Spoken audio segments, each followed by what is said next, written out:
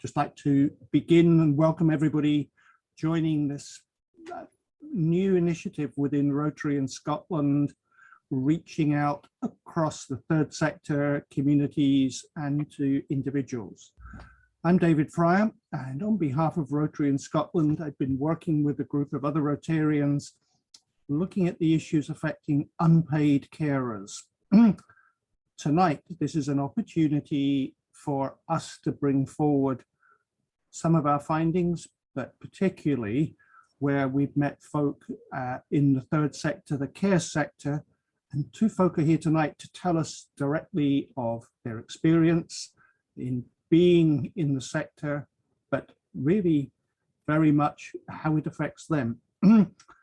So I'm going to put the expression this way.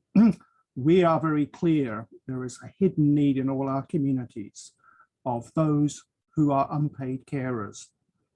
Just as a personal reflection, when we started having these discussions, I just stopped and thought for a moment and thought within a couple hundred yards of where I stay in the south of Aberdeen, I could think of 4 families who were unpaid carers, and they just kind of got on with it. But that's what we're going to talk about, is what those issues are and what they do, what they experience. So I would suggest to you that this is something that's close to us all, but it has a hidden dimension to it. And part of what we want to do is to share information as it affects unpaid carers. We want to help with the signposting, where there are organizations that are very focused on what the needs are. And it's how we within Rotary maybe are placed to help. And that's something we will begin to explore with you. So the stories you will hear touch everybody in all communities. So by way of just some introductions, there are a group of Rotarians here who have given considerable time, effort, passion, and energy to working up the issues that come together through this first discussion, and it will lead on to other Zoom meetings, other webinars, where you will meet other speakers and share and further and develop the experiences. We are taking the opportunity, I just repeat it, to record it so that it's there for you to play back, but most importantly, to share and signpost others to it. And we hope it will build an understanding and better relationships across all our communities across Scotland. I would really like to say thank you for just allowing me to make a brief introduction, and perhaps this is an opportunity we can move on to our first speaker.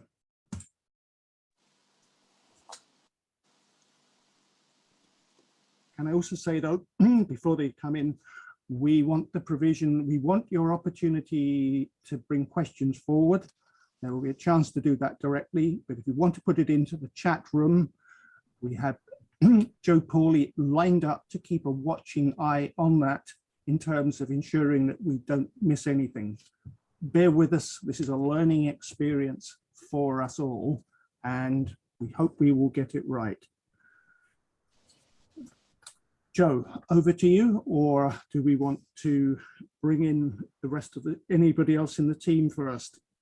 No, it's straight over to Anne as our first speaker, David, if that's okay. Then our first speaker, thank you, is Anne, and Anne will bring to us what her experience has been, and it's somebody who's been involved in care, both in a kind of employment capacity, but in life. And it's an opportunity we can share tonight with Anne to hear of that experience and go from there. So welcome, Anne, over to you. Thank you for the opportunity to fly the flag for carers and unpaid carers in the most sense. I thought I'd start off by kind of saying, what is a carer? Because people get confused about what carer is. Carer is someone who provides support to family and friends who cannot manage their own care without help. That's just a very simple statement of what a carer is. And who is a carer? They can be either paid or unpaid. In my case, I was a paid carer for part of my life, alongside being an unpaid carer with my father-in-law. And then he died, and about 5 years later, my husband took ill. So I then became an unpaid carer and a paid carer again while I was working. And an unpaid carer is anyone who cares for a friend or family member due to illness, disability, a mental health problem, or an addiction. And these people cannot manage to support themselves, so they need to get help. Now, family members are usually the main people who help when it's an unpaid carer. It can be a wife, a husband, a brother, a sister, a child. Sometimes that's kind of, I think they need to do a lot more for children, because they are quite often unpaid carers. They're missing education because they're looking after their mums or their dads at home. And they're not getting that support from social services. I'm afraid it doesn't happen. As I said, I looked after my father-in-law, and then 5 years later, my husband took ill. I was a district nurse when my father-in-law was ill.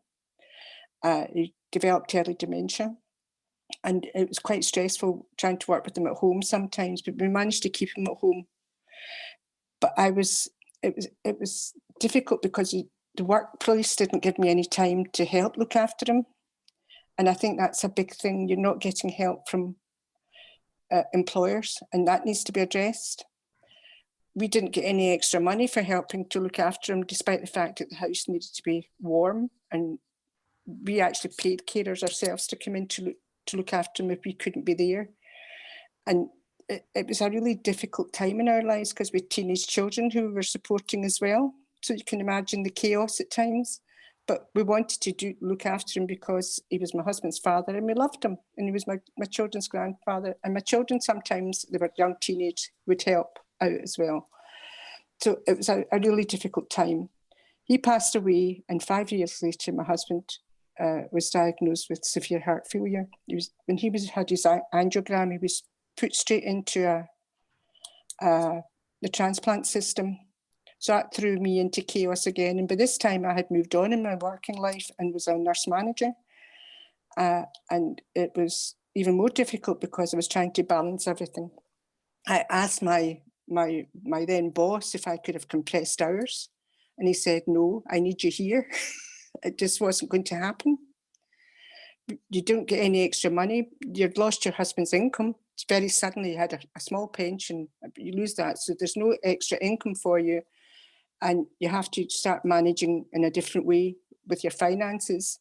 And also your social life starts to suffer. The two of you become quite recluses in lots of ways, although we were kind of fortunate. We used to get out and about because we had a car and things, so we'd go out in that. But they go on about what the government gives unpaid carers. We didn't get a penny from the government because I was working. My husband had a pension, a small pension. It was a small pension, occupational pension, and he didn't get any money from the government. So that's something we managed, but I always think about people who don't have any resources and how they are managing. They give what they give for an unpaid carer is £50 a week.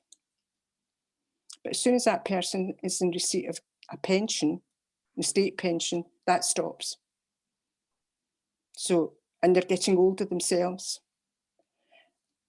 They're not getting properly assessed by social work services and to say this is what this person really needs, because they don't have the resources, so they just don't do it. Although we're trying to get on top of that at the moment through carer centres, but it's very, very difficult. My husband, I looked after him at home for 15 years before he died. And the effect that had on me while I was working and juggling and trying to do everything and keep him comfortable at home was hard. I did it because I love him, like all unpaid carers do. They love their family members. And that's exploited, I think, by the government.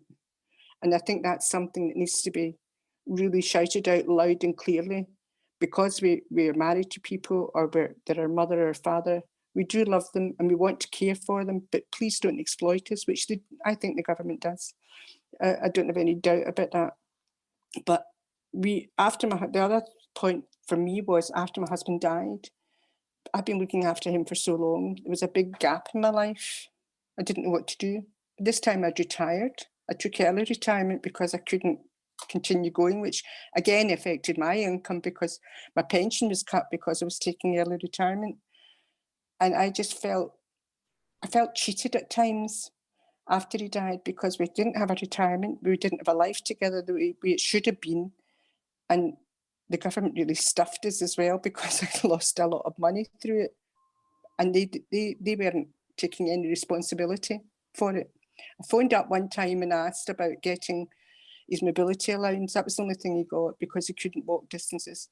I asked if I could get it the higher rate, and I was told by a social worker, don't rock the boat because they'll take it off you altogether. So that frightens people into not asking for what they're entitled to. Frightened me, and I knew what I was doing. So what else can you do? How else can you manage that? I didn't. I mean, I was an intelligent person. I knew the system, but I couldn't go through it. So if I'm not able to do it, if I wasn't able to do it, people who are less articulate and less assertive just have no chance. So that's why we need to give them support. I joined, the only people that helped me during that time was the carer centre. And when it was days I was going away for work, sometimes I had to go into the Scottish office, the Scottish Government office in Edinburgh as part of my work. And I needed somebody to sit with Peter during that day. The carer centre would do it. There was nothing on offer for me to get help elsewhere.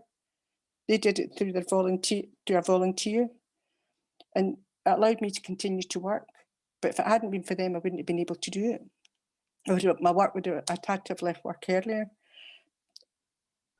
But I also got to think a lot about young carers. Young carers are really badly, I think, let down by the state. And some of them are dealing with very acutely ill parents, mothers with MS, people who have got long-term conditions such as COPD, and they're organising their oxygen. I used to go into people's homes and see this, but didn't trigger with me until I was a carer myself, what that child was doing. So I think there's a big gap there too. And I don't know that we should be expecting families to carry out the amount of work that they do because they love the person. They should be able to enjoy life with them and not have this responsibility all of the time. I'm not saying I wouldn't have changed it for the world, but sometimes it would be nice to be able to have a break with my husband and not have all that going on round about. It's not an easy life, and most people who are carers, family carers, think it's their duty. They don't even think of themselves as carers. I was reading a report recently where it stated that it takes them 2 years to realise that they're caring for someone. And it took me a lot longer. So I don't know where the 2 years comes in, because you think you do it because they're there, you want to help them, you want to do the things that they're doing. And my life with my husband was easy. He had a long-term condition. But can you imagine what it must be like, people looking after Alzheimer's, looking after people who've got addiction problems? It can't be easy in the least. Their mental health must suffer tremendously. And there is nothing for that. I know it make it sound a bit grim, but that is the reality of it. I could go on, but I hope I've got some of the main points in. I wanted to talk about was the finance, the lack of support, the lack of assessment that they don't get from social work. And that's important because carers need to be assessed to find out what their needs are. They also need to be given information, which are not always given. The new Act, I think it was 2016, 2017, the Act came in, states that if respite is for the carer, you shouldn't pay for it. But lots of councils didn't implement that, and they had to refund the money to people once carers got it out. Once the carers, the centres and the other people who are in the voluntary sector got that information out to carers and they were claiming it back, that had to be refunded. But they weren't going to tell people. So that sounds awful, but this is in actual fact what happens, because I don't know, I think they're not getting enough money either. So they see it as they use it for the paid carers, which is not what it's meant to be used for, you know, the home helps, etc. Because they struggle, councils struggle too. I mean, I know I'm giving them a bad press here, but they do struggle with their own financial situations too. And there's more and more of it going on in this country because hospitals don't cope. They shut down all the places, all the cottage hospitals, etc. So there's no place for older people to go or younger people who've got long-term disabilities. So it's a very difficult situation we find ourselves in. But I think I'm going to close on that, and I hope that's summed it up in a very short time. I could go on and on and on, but I won't. So thank you very much for hearing and listening. And can I thank you? Thank you for being here tonight. You've shared your experience and you've given us a great insight to carers in many, many respects. It will prompt some questions and discussions, but not just yet. No. Because here we have an opportunity to hear another voice, somebody that Rotary in Scotland has greatly benefited from in discussion. And I'd like to introduce Don Williamson from Shared Care Scotland.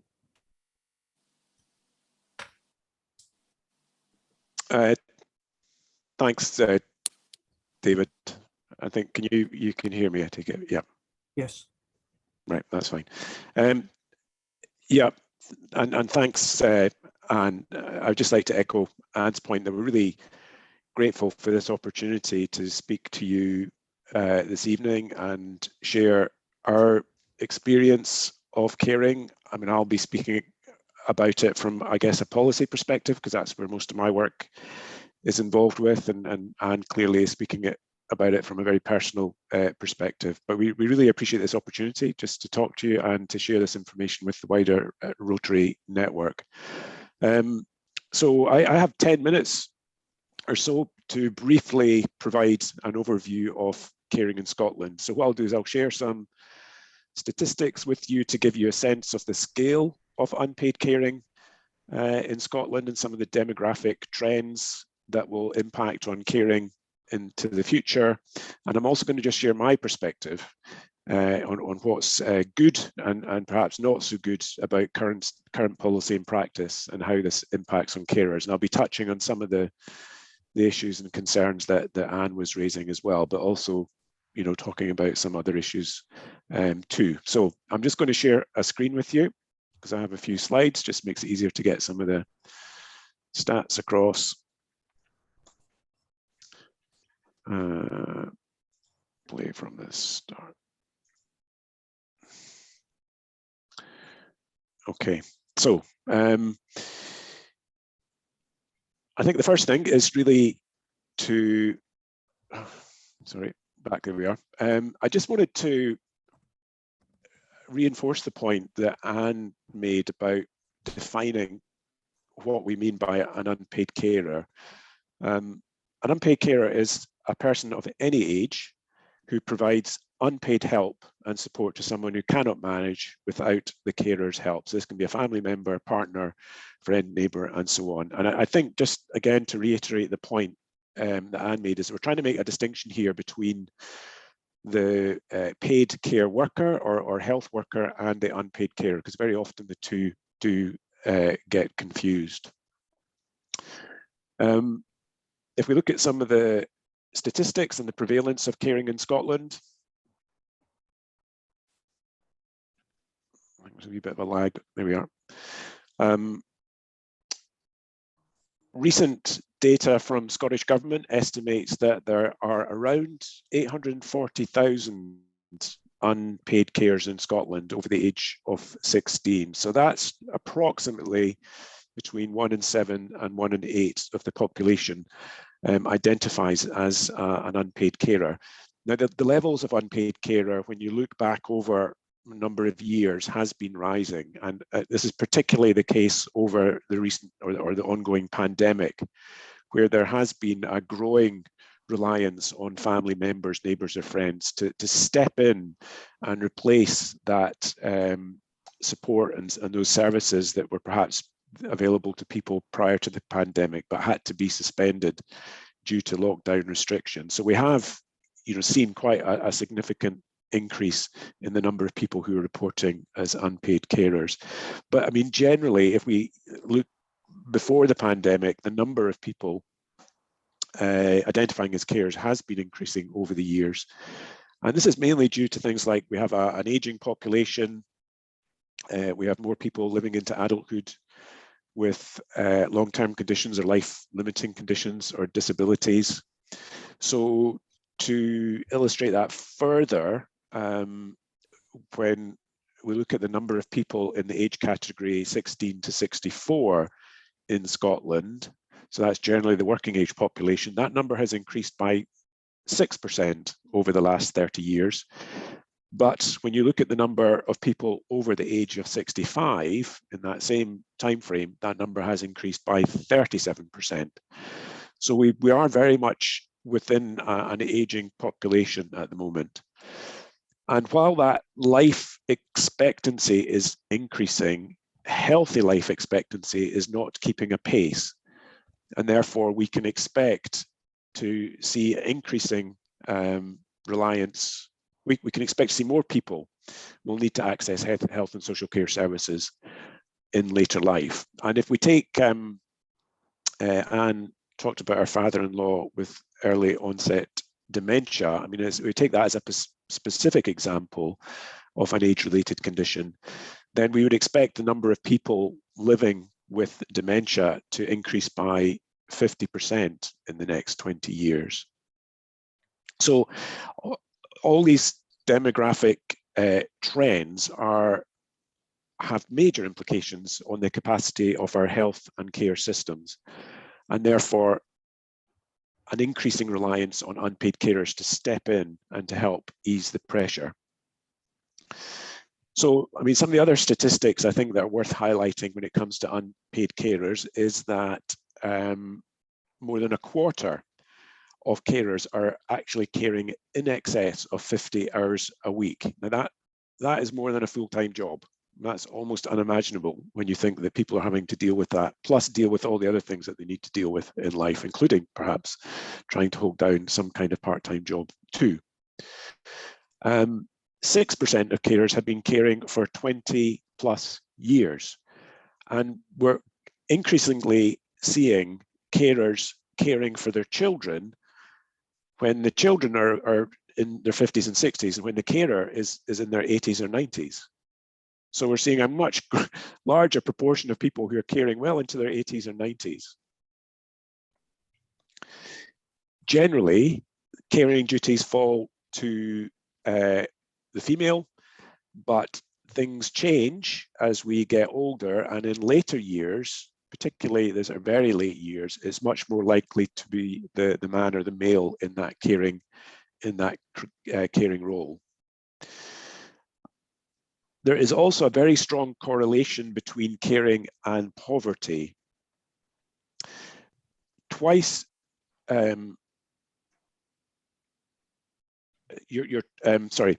twice as likely to be a full-time carer in the most deprived areas in Scotland compared to the least deprived areas. So you're much more likely to be caring at a much more intensive level if you're in the most deprived, living in the most deprived parts of the country. And as Anne was saying, caring has a significant impact on your income.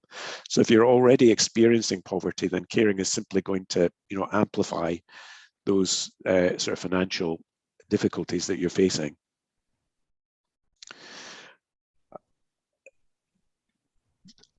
This is a contested figure because it's actually very difficult to get an accurate picture of the number of young people that fall into, that have caring responsibilities. And we're talking about young people under the age of 16.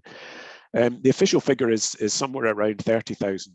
There are 30,000 young carers in Scotland, but that, as I said, that figure is contested, and research by YouGov and Carers Trust in Scotland would put that figure much more up at the 100,000 figure. 1 in 10 children that are in education will have some kind of level of caring responsibility. And I think this also highlights, it's difficult to get data on young carers, but it is actually quite difficult to get data on adult carers too. The main sources of information tend to be the carer census, and of course if you've completed one of those, or you will have completed one of those recently, you'll have seen there's a couple of questions in there related to caring.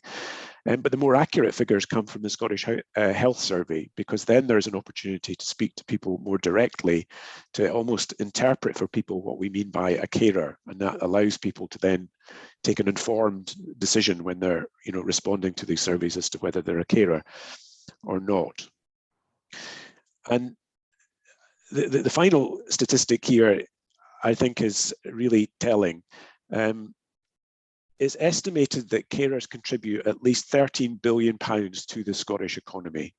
So you're up at the same level as the amount of money that we spend on health services in Scotland. So that figure is basically saying if carers were to down tools tomorrow, then it would cost the Scottish economy £13 billion to replace that level of support. So, carers clearly are playing a critical role in being able to maintain and sustain the health and social care system.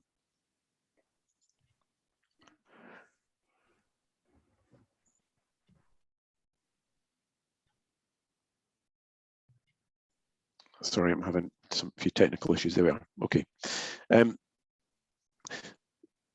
Unsupported caring.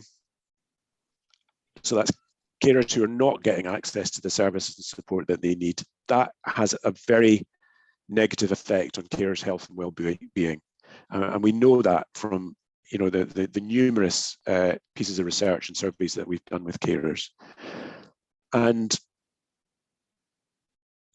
COVID and the suspension of many in-person services and supports has really amplified this as a concern. And these are just some stats that were taken from surveys with carers over the pandemic, particularly over the lockdown period.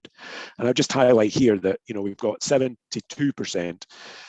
of carers surveyed during the pandemic had not received any form of break from caring during that time. And I think related to that is this sense of isolation, people feeling completely isolated and forgotten as a result of that. Now that lack of support, particularly during a pandemic, but these figures are have also been evident from surveys before the pandemic, really do have a profound effect on carers' health and well-being and their capacity to continue to care. So now what I'd like to do is just move on to what helps and gets in the way of a carer trying to do the best that they can. And as I said at the beginning, my experience is mainly from working at a policy and practice development level at that end of things, rather than providing the sort of frontline services to carers. And I sometimes compare my work to a game of snakes and ladders. And in saying that, I don't want to diminish the seriousness of what we're talking about here, but it does feel like sometimes, you feel like you're making some really good progress, you're making good steps forward in terms of policy development and new legislation, and then sometimes something happens and you think, oh my goodness, we're just sliding down the snake, we're going backwards again, we're just not making the progress that we expected. So what I'd like to do just briefly is touch on some of my frustrations, but also some of my hopes, some of the positive things that I hope are going to improve the situation for carers. And the first thing, in terms of the frustrations, the things that I think sometimes makes me feel like we're going backwards is this question of good policy but poor delivery, or good strategy but poor implementation. And by this I mean an inconsistency in how policy and strategy to support carers is actually implemented on the ground locally. So Anne mentioned some legislation, the Carers Act legislation, which came into effect on the 1st of April 2018. It's groundbreaking legislation. I mean, there's countries around the world that are looking to this legislation with envy. But it isn't producing the difference or the improvements that were expected. And similarly, we have some excellent guidance and statutory rights to support carers and national regulations, but we still see wide-scale variation in how carers are supported and what levels of support they receive. So there's real significant differences in how policy is being implemented on the ground.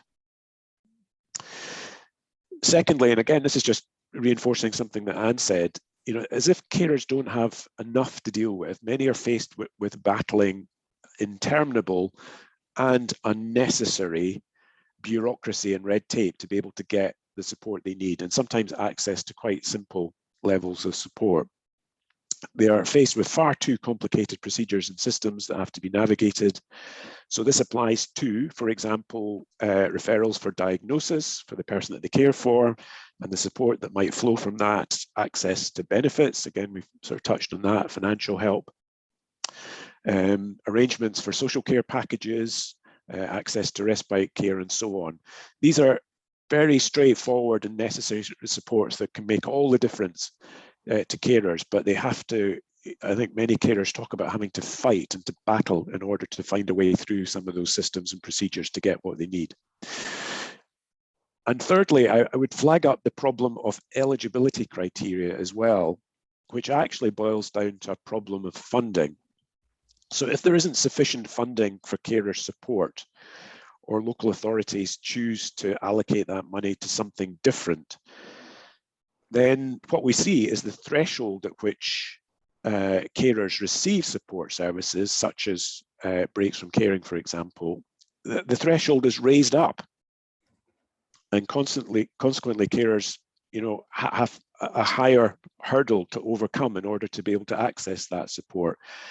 And carers have to be at breaking point or crisis point before they become eligible to get that support. So I think, using eligibility criteria in this way to determine who receives or doesn't receive support is a failed and failing approach, in my opinion, and needs to be radically overhauled. But I thought I should finish on a few positive developments, and is work in progress. I think that's fair to say, and I think the benefits of this have still got to follow through, perhaps, to carers on the ground in a consistent way.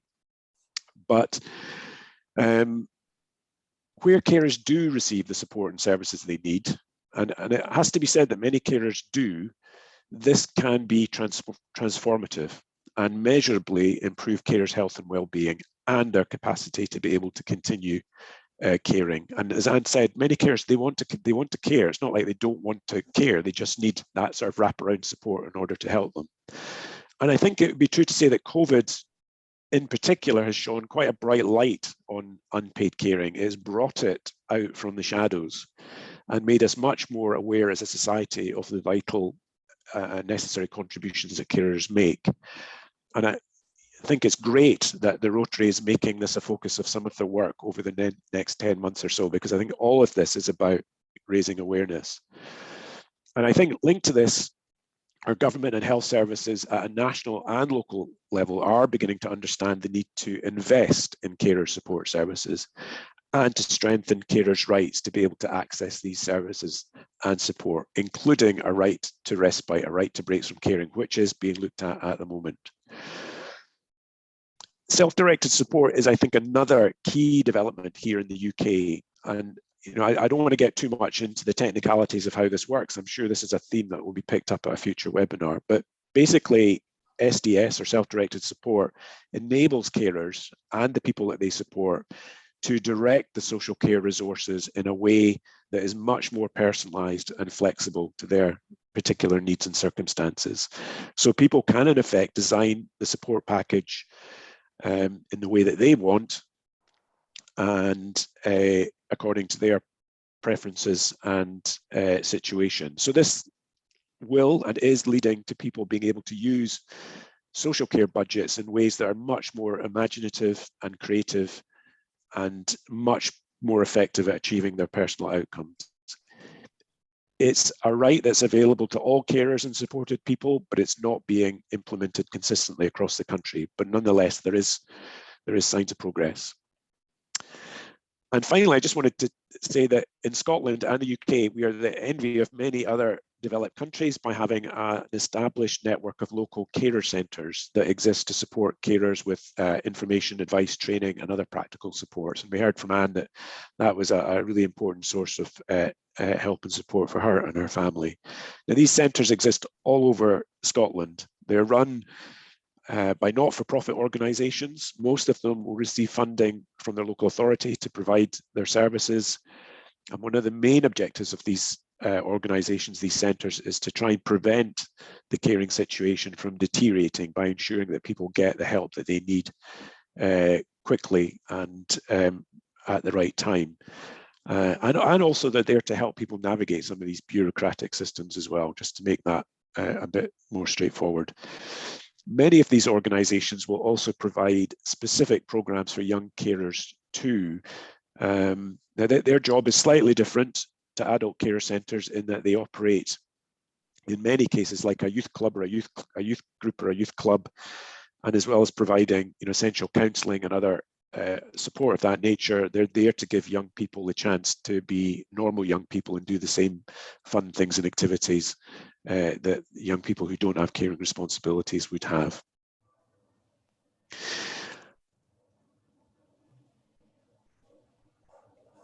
Over the past 15 years or so that I've been working in the sector, I've learned what carers are actually asking for, if you can distill it right down, is incredibly modest and straightforward. They want to be listened to and to be heard, and I'm not meaning in a tokenistic way, but with genuine efforts made by those making policy and by those delivering services to seek out the voice and lived experience of carers, and making sure that carers, that voice is informing future policy and practice developments. They want to feel that their efforts are recognised and valued. And I think given that they make up the largest group of people delivering our day-to-day health and social care, they deserve to have equal status to our wonderful, it has to be said, paid health and care workers. And they want to be involved as equal partners in the design, commissioning and procurement of services and support. They want to contribute their knowledge and experience. They will know better than most what will work or what won't work, and they will also be able to bring fresh ideas to the table. And when we think of those statistics that I shared at the beginning, in terms of the sort of demographic changes that are taking place, we're going to need some fresh thinking and some new ideas if we're going to have a sustainable and viable health and care system going forward. Thank you. Don, thank you. You've given a very comprehensive oversight in terms of social care issues. And there's an old saying, picture tells 1,000 words. We have an opportunity now to share with you a short video before we move on, and can say something about the value of this to Rotary in Scotland, Rotary International, and an example which will be led by Jim Houston. But perhaps we could take the video now and then we can move on.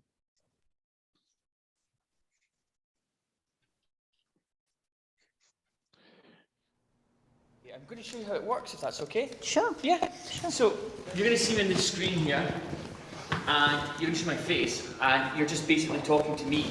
Yeah. Yes. All right. You might just have to keep an eye on because. Okay, so that's how it all works. Oh. Look, I was going to say, I can imagine. Honestly, I was expecting this to be a mirror to myself. I would describe myself as bubbly. She's really caring and she's really chatty. I love dancing. Dancing's my thing. She's fun. She's just so well put together. I try to always put on a sunny face, I guess. Would you like an impression? Hello! How is everyone? He's very sweet, very, very sweet and very caring, very kind. Anxious. She's a very vivacious character. There are dark days, there are dark days. Most of the time she's happy. Sometimes I feel extremely low. Joyous. Heavy. Heavy. Yeah. Very thoughtful, very caring person. He's really lovely. Honestly, I'm kind of sick of it all. And it's hard for me to say, but there comes a point where you just stop kind of caring as much. Yeah, I think she's pretty open. I still don't open up about a relationship. I don't open up about my mental health. I don't open up really about anything. Does it ever feel that talking to someone might help? Sometimes I feel like it might, but I struggle to open up to people. I've just built this brigade of walls that I don't know how I'd feel about actually opening up to someone in depth. I don't want to burden them when I don't have to. I've spent how many years as a kid, and I feel like they've been taken away. And now, even when I'm 20 and I'm just making my way into adulthood, I feel like it's still affecting me quite a lot. Thinking, oh, no one understands me, feeling very alone. Feeling very, just on my own.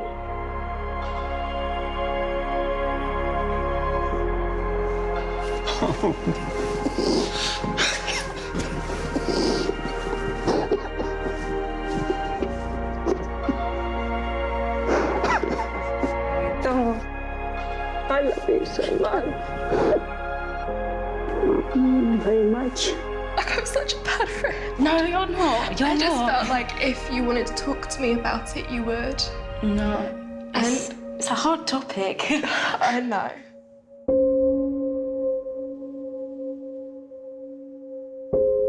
Did you see my impression of you? Hello.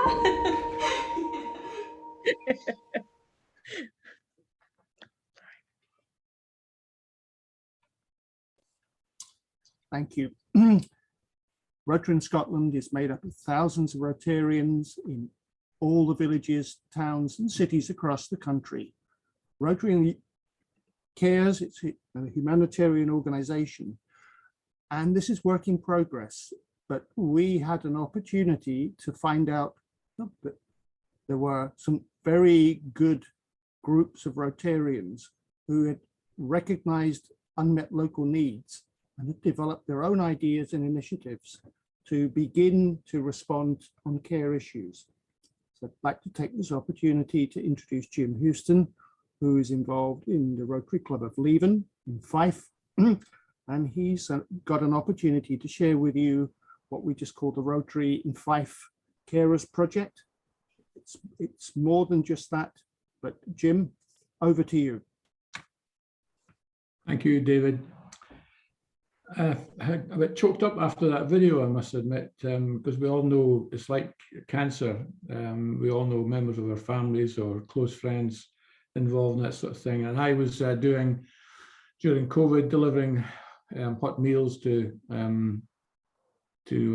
residents in this area, and a lot of them were struggling because the caring they were doing was not being supported.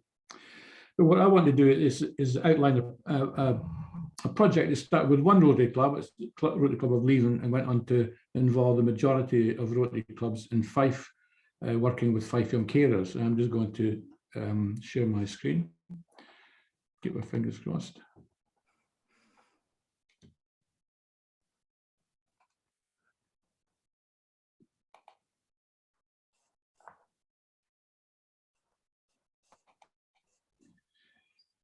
So recent statistics revealed there's 6,785 young people identified as young carers or themselves as young carers in Fife. That means approximately 1 in 8 young people will have a caring role at some point in their life.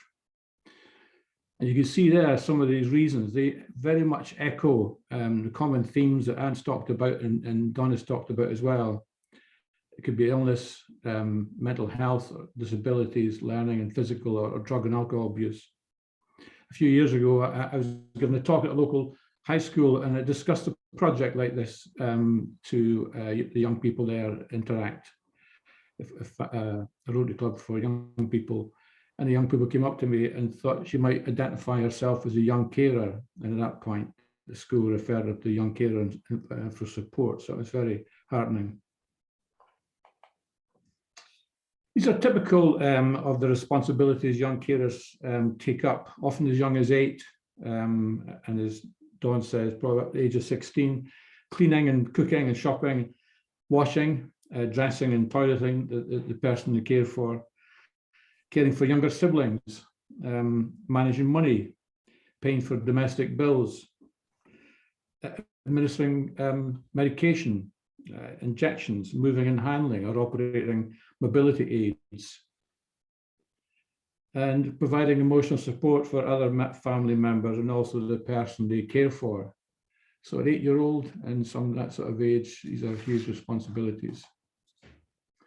And how does it affect them? Well, educationally, perhaps being late for school or maybe even miss school. They've got difficulty in completing their homework in time, finding it hard to concentrate in class.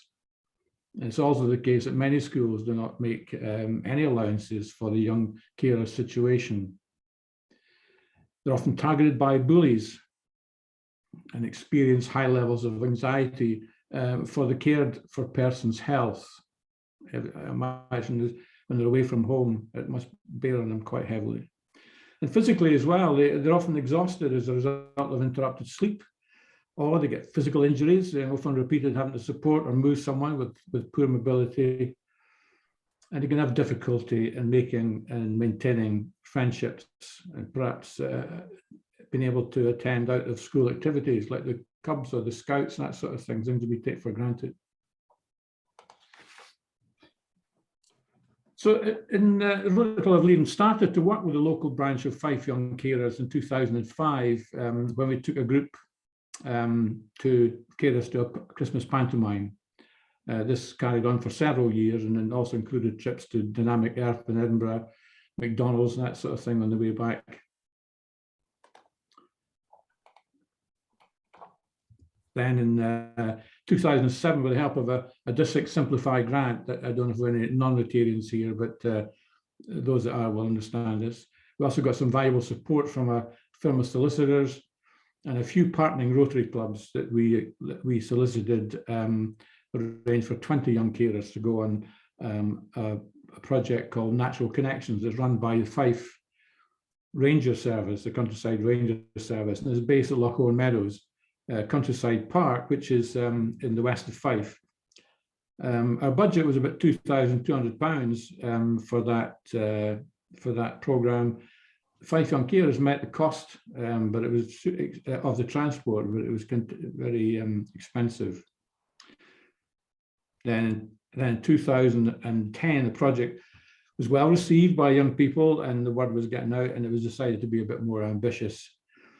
But the cost of the programme was a real problem for just one Rotary club. We only get so many grants and so on to do this. So we got together with several like-minded clubs in Fife, and it was called the Association of Fife Rotary Clubs, AFRC, and this was formed to support and expand that programme. Fife Young Carers and Natural Connections programs that really went from strength to strength, and Rotarians from the association, which is now called Rotary in Fife, they acted as chauffeurs and they picked up and took home the young carers to and from the Loch Owen Meadows.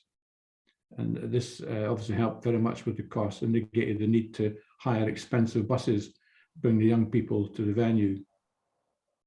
So we've continued to work. We continue. The clubs pay annually about £150 to support the young carers projects, which have also been in abeyance, obviously, for the last couple of years or so with COVID. But I've been on some of these trips and activities, and it's great to see the children acting like children and forgetting their responsibilities, but all the time I'm sure it's at the back of their mind at home. The last pre-pandemic programme supported by Rotary in Fife was for the young carers to go on a week-long voyage on an ocean sailing trust vessel, the Alba Explorer, on the Clyde. So as I said, we continue to contribute, and now that things are normalising, we're beginning to work again with Fife Young Carers to provide other meaningful experiences away from their everyday responsibilities.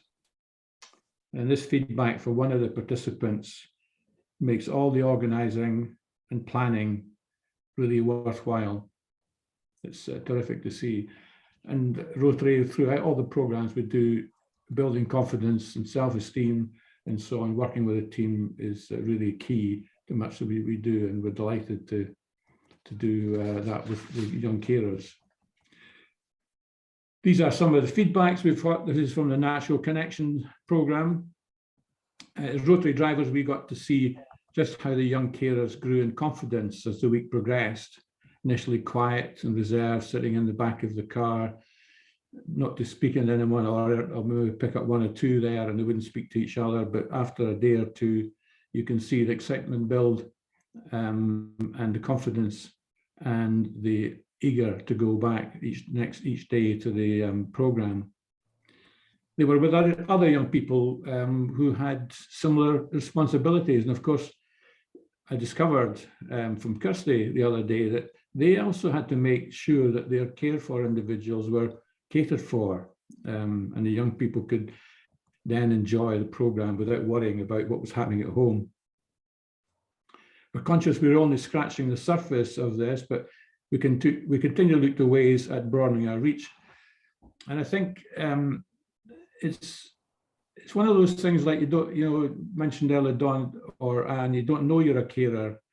And we never really thought about this project as such as being anything big. And I think Rotaries are probably guilty of hiding the light under a bushel.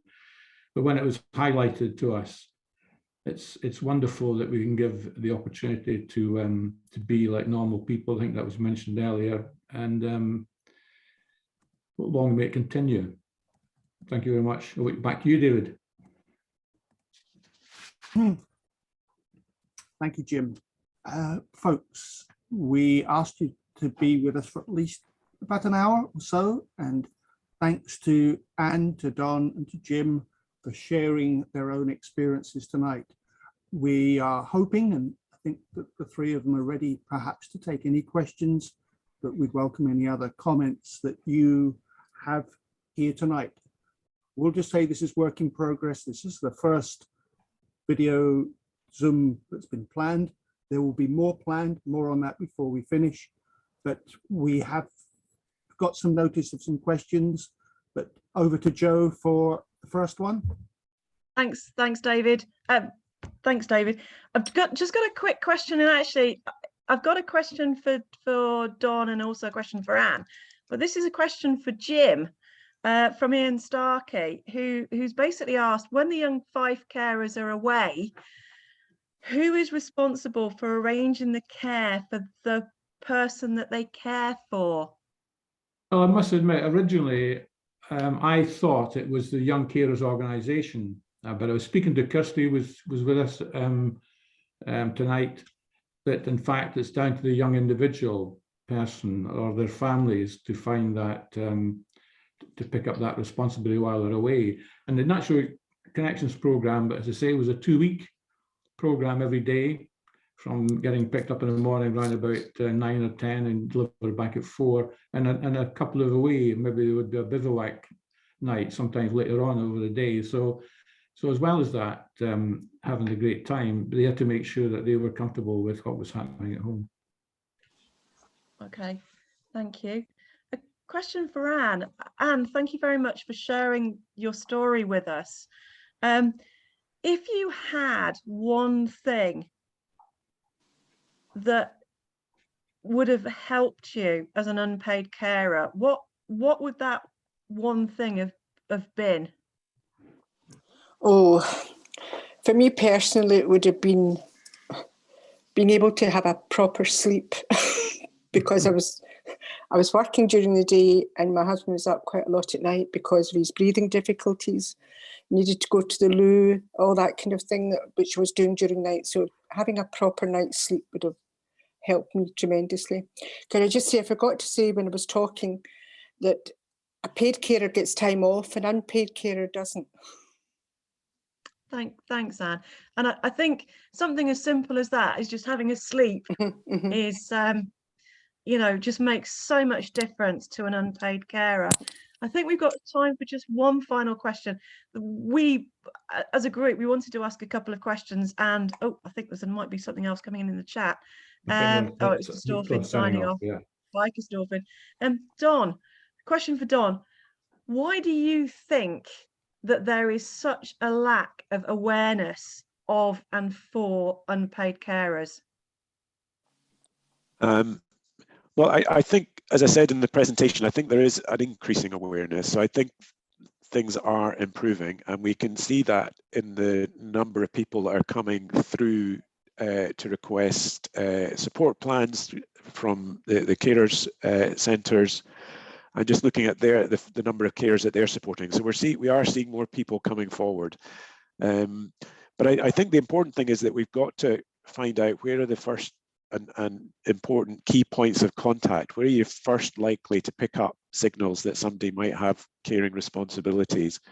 And I think that's where we need to focus maybe more effort on GP practices, because I think that's probably a good place where a GP, if they have the awareness, or where, you know, if the staff within the GP practices have that awareness, that they'll be able to spot the signs that maybe we need to be asking, you know, is there a carer involved? What kind of support are they getting? And how do we, you know, signpost them to support and services? But the same could be true of, you know, pharmacies as well. That might be another opportunity.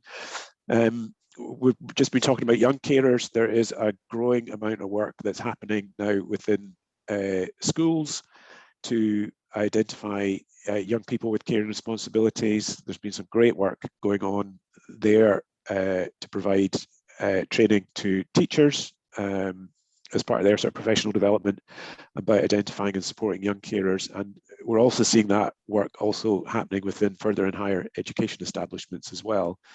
So I think the result of all of this work, as long as it's continued and it's scaled up, is that we should start to see a growing, if not albeit gradual, increase in the number of carers coming forward. But I think inevitably, you know, as Anne was saying, it's a really interesting figure there. It takes 2 years for somebody to identify as a carer.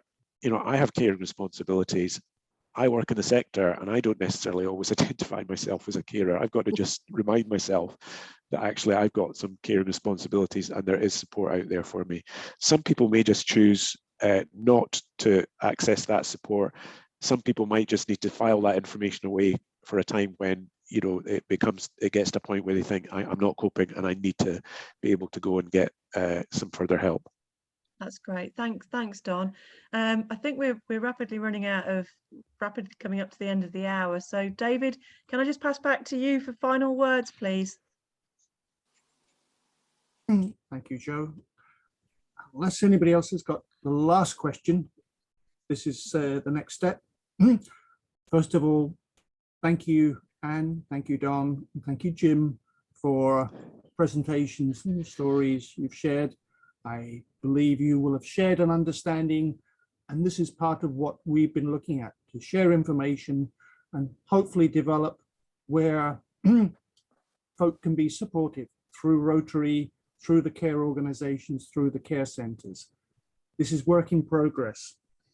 This is the first of a planned series of webinars, and the next part of the plan is to have one in early June, and it's to fit in with Carers Week.